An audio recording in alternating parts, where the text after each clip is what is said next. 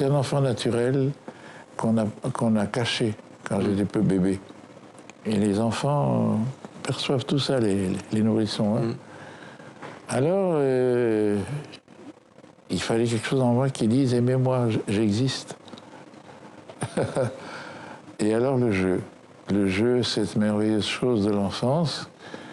Dans les familles, quand le soir, les enfants ont besoin qu'on raconte une histoire, pourquoi ils ont envie qu'on leur parle de quelque chose de mystérieux, de magique, de surnaturel et de tout, et ça marque. Et ça reste au fond des êtres humains, ça. Parce que je demande souvent pourquoi vous allez au théâtre, pourquoi vous allez au cinéma. Oh, pour changer les idées, c'est dire sûrement autre chose. C'est l'enfant en vous qui revit et qui a besoin qu'on lui raconte une histoire. Bonsoir Nicolas. Bonsoir Mohamed. Je disais d'ailleurs le cinéma et le théâtre français, mais vous le dites bien, un francophone plutôt, qui est en deuil ce soir. Ouais, qui perd l'un de ses monstres sacrés, Michael Lonsdal. C'est 60 ans de carrière, il a incarné plus de 200 rôles au cinéma, jonglant entre les films expérimentaux et populaires. Il a également joué au théâtre ou encore à la télévision. Au cinéma, Mohamed, il a notamment joué sous la direction de François Truffaut dans Baiser volé, c'était en 1968. Et puis, il a aussi incarné le méchant dans Moonraker, c'est un James Bond de 1979. On l'a également vu en religieux dans Le nom de la rose de Jean-Jacques Hano, ça c'était en 86. La religion chrétienne, justement, qui était très présente, même centrale dans la vie et la carrière de Michael Lonsdal. Il avait par exemple mis en scène une pièce qui faisait revivre Sœur Emmanuel, et il avait même obtenu en 2011 un César du meilleur acteur dans un second rôle pour son interprétation de Frère Luc. Frère Luc, c'était un moine libre et héroïque assassiné à Tibérine en Algérie, et vous vous souvenez bien entendu, c'était dans le film des hommes et des dieux de Xavier Beauvois, un film qui avait totalement transporté l'acteur et dans lequel il voyait un message d'espoir. Écoutez. Dans ce monde bousculé, violent, où il y a de précipitation, où les gens n'ont pas le temps de vivre en profondeur, tout d'un coup on a une espèce d'oasis. On est en fraternité dans ce film, et c'est un bel exemple de ce que peut être le véritable respect du prochain. Et voilà. Et Michael Lonsdal, on va continuer à en parler avec Frédéric Socher qui est en direct avec nous.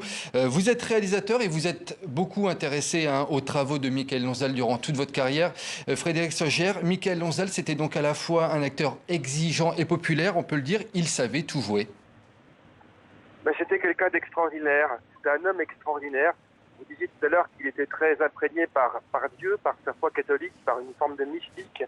Et moi qui suis athée, j'ai eu l'occasion de parler à plusieurs reprises avec lui de sa foi et de sa croyance dans la grâce. Et c'était un acteur qui avait la grâce. Il était tout à fait ouvert au dialogue, que je sois athée ne lui posait aucun problème. Et donc j'ai eu la chance de tourner avec lui dans 4 films que j'ai réalisés. Et c'était chaque fois un bonheur absolu de travailler avec lui. Comme vous l'avez rappelé dans votre reportage, il a travaillé avec les plus grands cinéastes comme Orson Welles, comme François Truffaut, comme Buñuel, Claude Sautet.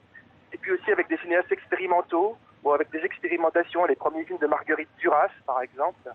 Et aussi avec des jeunes cinéastes. Moi, quand j'avais 18 ans, il a accepté de tourner dans un de mes courts-métrages. Il était toujours ouvert à l'aventure, curieux, généreux. Et c'était une voix. Un grand acteur, c'est souvent une voix aussi. D'ailleurs, il a fait des livres aussi sonores. Et c'était un grand acteur de théâtre, un immense acteur de théâtre. Frédéric Socher, une dernière question très rapide.